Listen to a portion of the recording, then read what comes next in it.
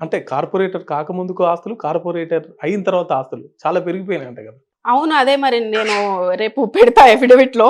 ఎందుకంటే ఏమంటారు సంపాదనతో పాటు, ఆస్తులతో పాటు అప్పులు గూడా పెట్టాలి గాబట్టి 2 పెడతాను.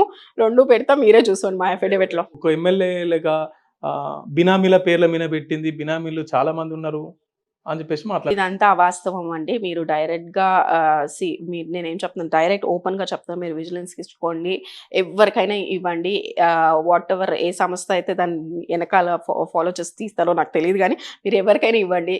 ఎందుకంటే ఈరోజు జీరో కరప్షన్ రేట్ మీరు మా ఏరియాకొచ్చి ప్రతి బస్తీలో కానీ, ప్రతి ఏరియాలో కానీ, ప్రతి కాలనీలో కూడా మీరు ఎంక్వైరీ చేసుకోవచ్చు. మీరు ఓపెన్ కెమెరా తీసుకొనొచ్చి రావచ్చు. నేను ఓపెన్ ఛాలెంజ్ చేస్తున్నా.